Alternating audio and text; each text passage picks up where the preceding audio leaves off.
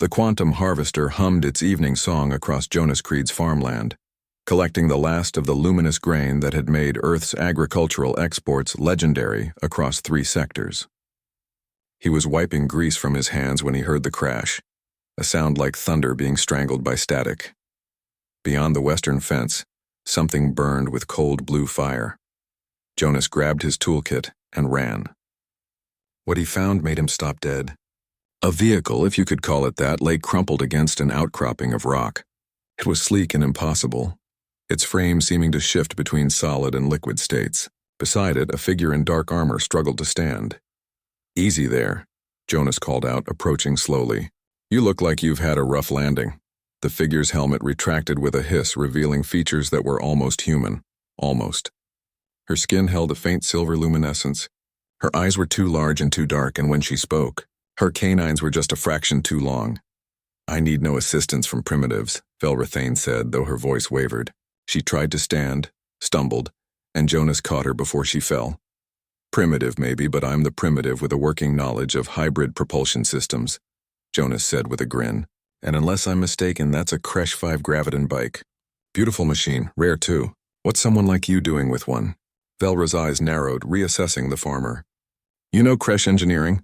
"Spent 10 years as a ship mechanic before I came back to the farm," Jonas said, already moving toward the bike. "Let me guess, graviton coupling failed mid-jump? These bikes are temperamental about atmospheric entry." He didn't notice how Velra watched him work, her expression shifting from suspicion to something like hunger. Not the hunger humans knew, something deeper, older, more desperate. "Why are you helping me?" she asked quietly. Jonas shrugged, not looking up from the exposed engine core. "It's what neighbors do, even if you're from a few light years away." He paused, squinting at a damaged crystal matrix. "Though I gotta say, you're burning through fuel cells faster than you should be. This bike's been modified for, what, extended range? No, wait, extended searching. You've got sensor arrays running on a continuous loop." Velra stiffened. "You're observant for a farmer." "You're evasive for someone who needs help," Jonas replied pleasantly.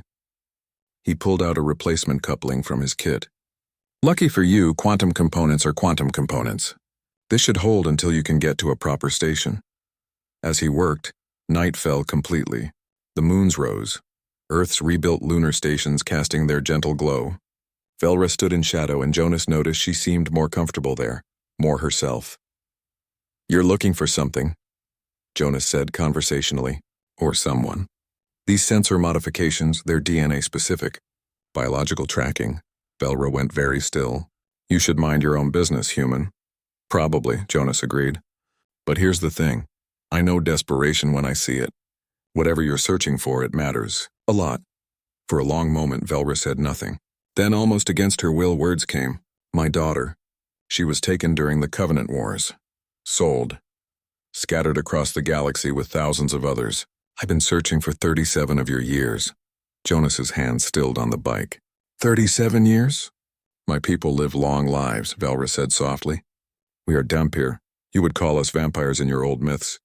We feed on specialized blood, not yours before you panic. And we hunt what others cannot find. I was a tracker before the war. Now I track only one thing."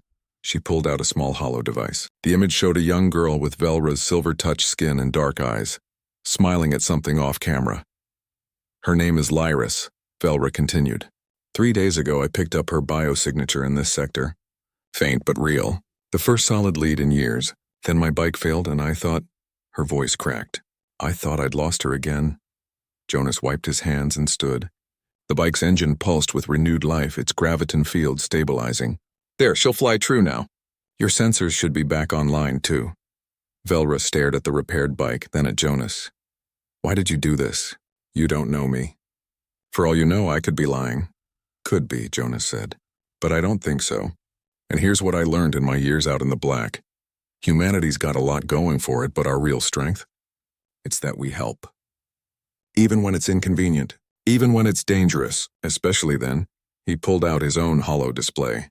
"These are the coordinates of every settlement, outpost, and station in this sector. If your daughter's here, these are the places to check. I've marked the ones that have, let's call them gray market operations, places where someone stolen and sold might end up." Velra took the data chip with trembling hands. For the first time, her fearsome exterior cracked completely. "I have nothing to give you in return." "Don't need anything," Jonas said. "Just when you find her, and you will, remember that a primitive farmer once helped you. Tell her that's what humans do." Velra climbed onto her bike, the machine purring to life beneath her. She looked back at Jonas one last time. "If I find her, I'll bring her here, so she can meet the human who made it possible." "I'd like that," Jonas said with a genuine smile.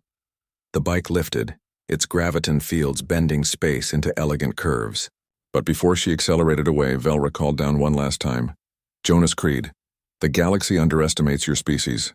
That is their mistake, not ours." Then she was gone, a streak of blue fire across the night sky.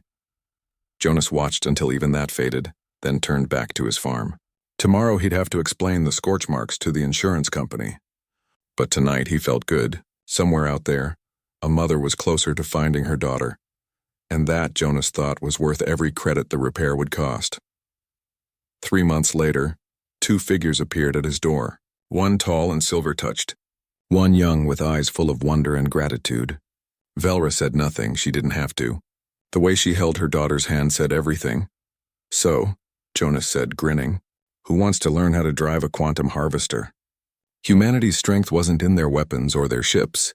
It was in their stubborn, foolish, beautiful refusal to look away when someone needed help. Even a vampire searching through the darkness for a single precious light.